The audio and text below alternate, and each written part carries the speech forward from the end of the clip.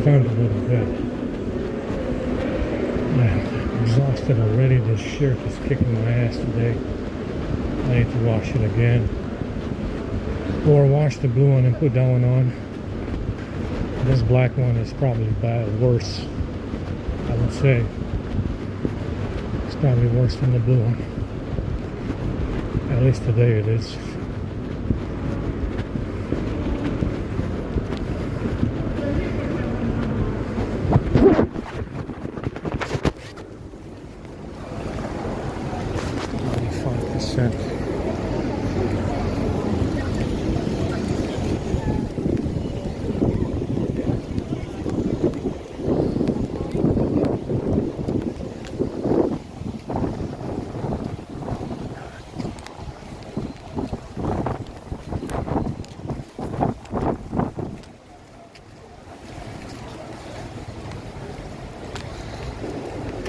So it looks like these giant trees that existed at the time of the Nephilim very likely were able to grow up to 60 miles, 30 miles, 60 miles in the sky. And the reason why they got up to that size is because they could produce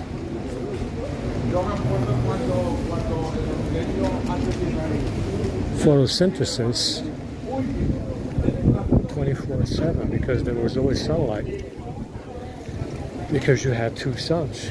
So if they had two suns and there was no nightfall, these giant trees could produce photosynthesis 24/7 and grow up to be, grow to be 60 miles, 30 miles, whatever.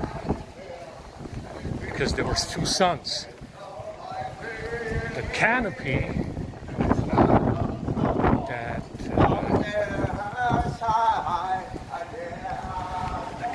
that they had would have provided enough shade and enough cooling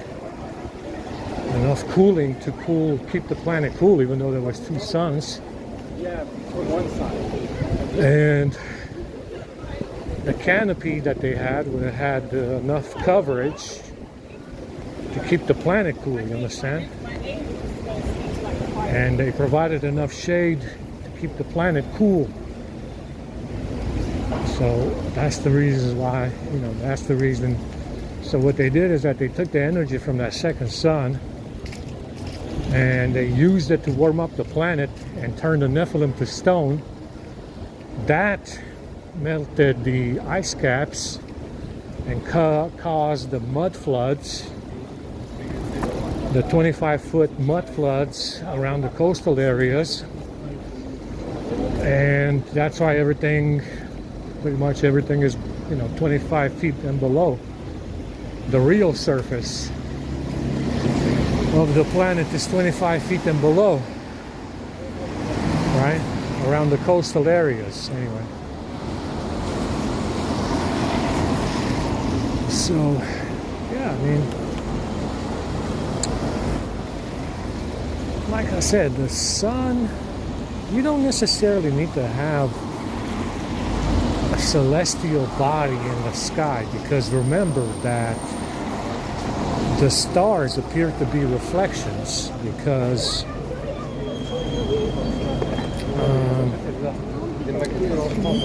if you are in orbit, you do not see any stars, but you do see the sun. However, the sun and the moon can still be reflections that produce, heat and light. Light and heat in the form of light. They're not necessarily celestial bodies, meaning that they float up there, because there's no stars either.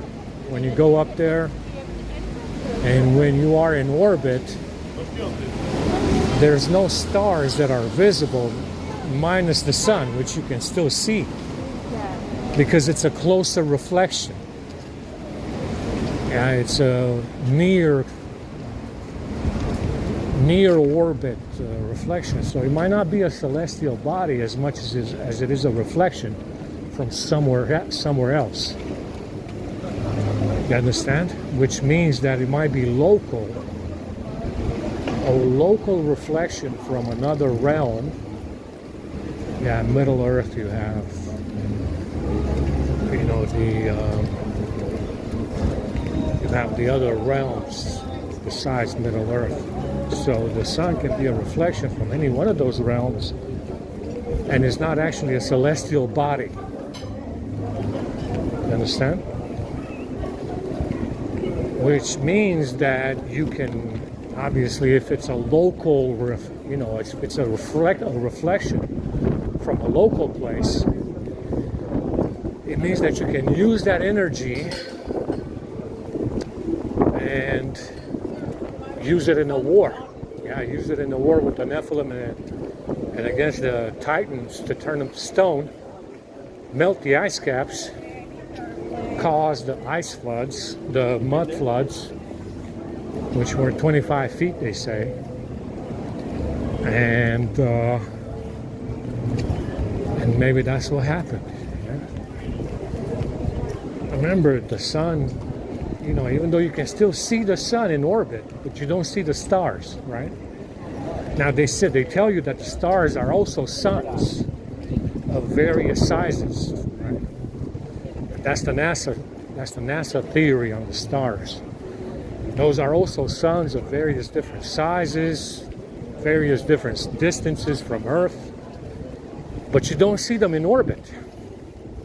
It's pitch black. It's pitch black when you go up in orbit, you know, 30 miles. Now when you go up there at 30 miles, it's pitch black. You don't see anything except the sun. So, you know, it's very likely that, like I said, the sun and the moon are just reflections from a local realm, meaning that it might be a place where you can go to. And they're not actual celestial, you know, celestial bodies that you can physically land on. Which means that it is feasible for someone to find the source of the sun and the moon in a local realm and use that energy to melt the ice caps, turn the giants to stone, and the trees and the serpents, the titans, and extinguish the sun in the process, turning it into a moon. Yeah, turning it into a moon. Now it is true also that the moon is lit by the sun. Because it's extinguished, right? So does it still mean that those are not celestial bodies that you can land on? I mean, granted, they're plasma anyway. Even if it was a celestial body, it would be plasma, which means that you cannot land on it. But it is true that the moon is lit by the sun. Does it still mean that it's not a celestial body because it's lit by the sun? We know that. It's either fully or partially. It's either, you know, if you have a full moon, it's fully lit by the sun. If it's partially lit, you have a partially lit moon, or depending on where they are in the sky. But, you know, that's another question to ask, to consider, right? If the moon is lit by the sun, does it mean that they are just reflections? And does it mean that they are not celestial bodies? Yeah, physical celestial bodies. Does it mean that they're still just reflections, even though the moon is lit by the sun? We know that. I don't know. Can you have... Is the reflection of the sun, for example, is that do they come from the same source? Do they have the same local source in one of the realms?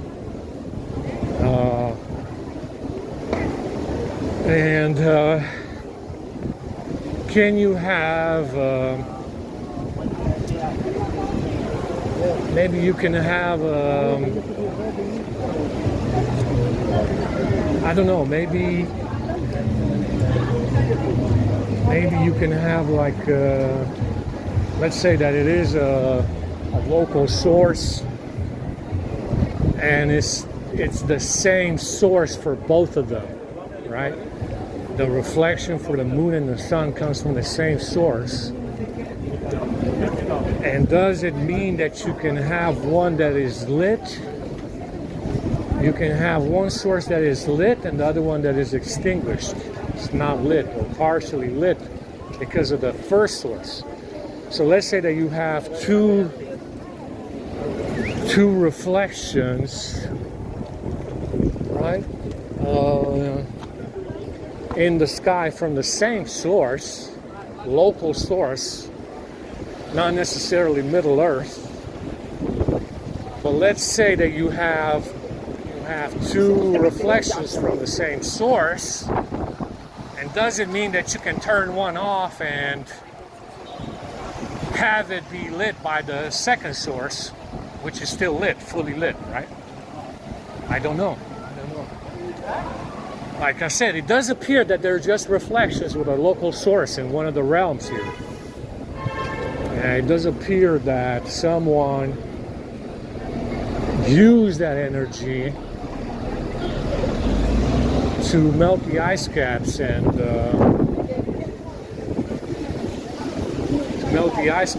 turn the giants to stone and the serpents and the trees.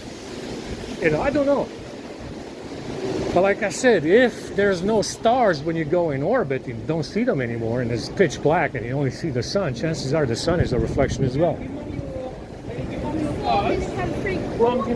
Yeah, maybe it's not a celestial body. And maybe the source of the sun is a local energy source in one of the realms. What's going on with the moon then? Why is it partially lit by the sun at night? Or fully? Yeah? Do they have the same source? It would be, obviously, if you want to keep it simple, you would have, you know, if you want to keep it simple, you would have the same energy source for the sun and the moon. And maybe you can just turn one off. Yeah, like a light switch. Yeah, maybe you can just turn one off like a light switch. So like I said, these hominids appear to have been able to get to the source of the sun and the moon and use the energy of one of the suns, because there was two, to turn the giants to stone and melt the ice caps to cause the mud floods. Yeah? So definitely very, very interesting. Definitely very, very interesting. Like I said, you had to have two suns, because those trees needed two suns to grow to be 60 miles. So there was no nightfall. They produced photosynthesis 24/7, and they were able to grow up to be 60 miles. Right? 60 miles. Because they had no night, there was no nightfall, and they had photosynthesis 24/7. Right? The activity out here is insane today, man.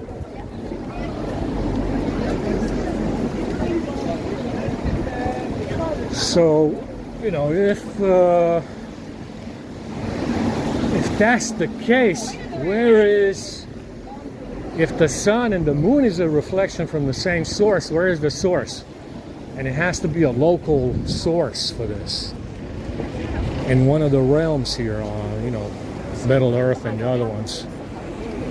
And it has to be a local source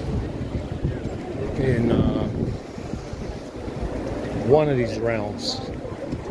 Now, someone also said that there was a portal to the sun, because there's 7 portals around the world.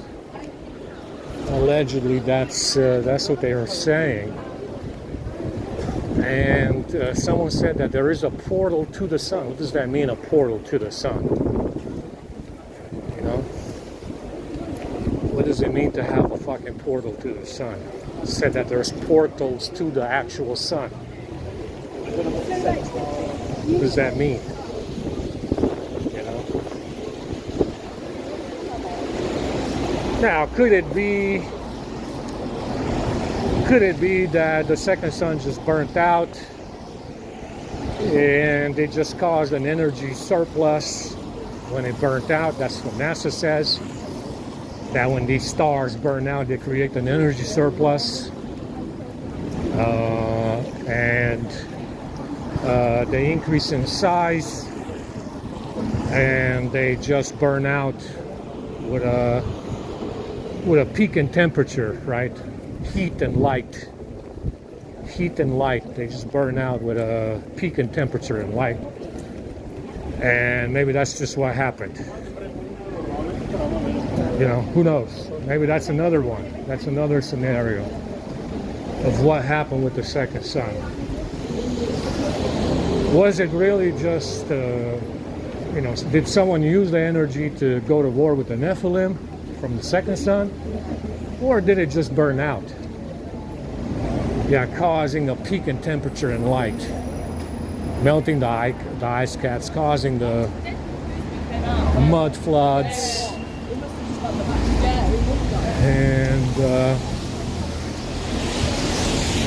you know, did it just burn out?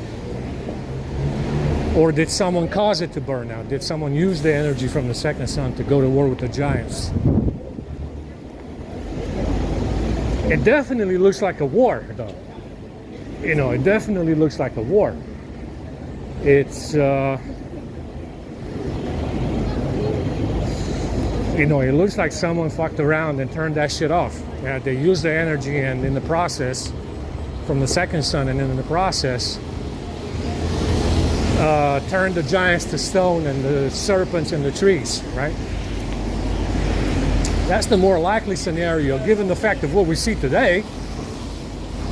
And my situation, it looks like there was a war, which is still going on, obviously. And there's really no reason for the sun to burn out. It's, remember too that to have fire, you need oxygen, right?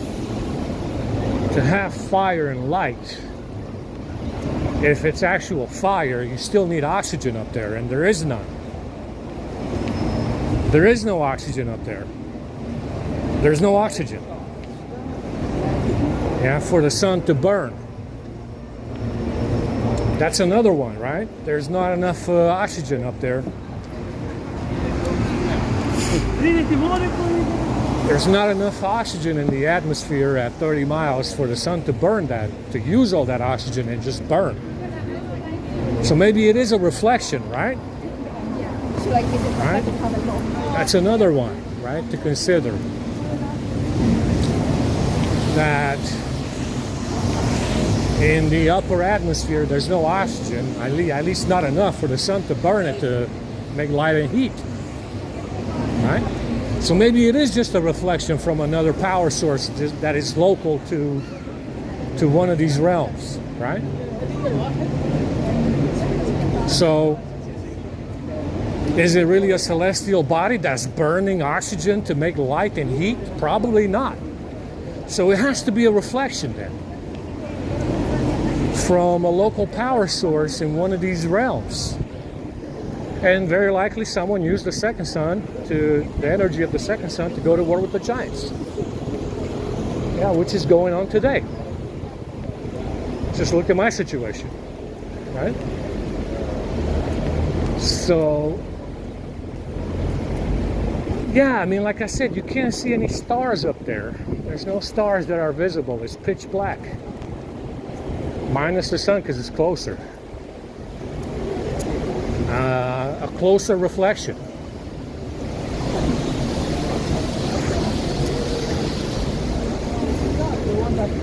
And again, there's no reason for these celestial bodies to burn out. You know, free energy, UFOs with free energy, on and on and on. There's no reason for the sun to burn out. It should be self-sustaining, but it means that there's a switch for the second sun to turn it back on. If it's self-sustaining, free energy and all, and the power source for the sun is local, meaning you can walk to it, you can physically go to the source, the power source, and you can turn on the second sun. Right?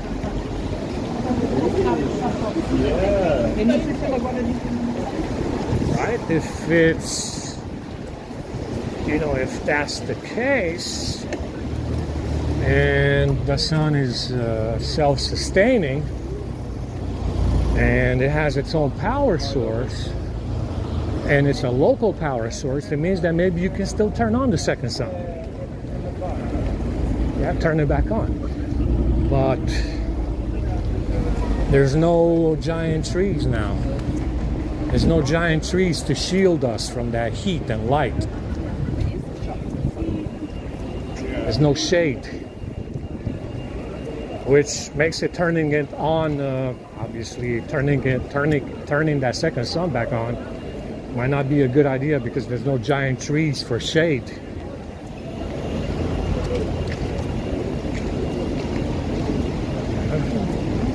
Who knows? I don't know. Speculating.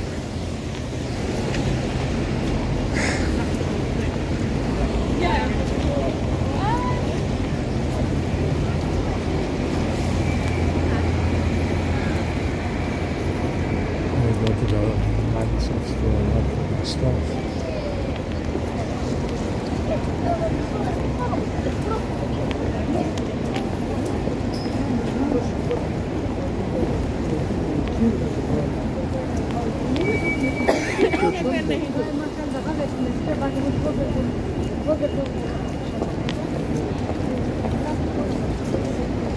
My legs hurt.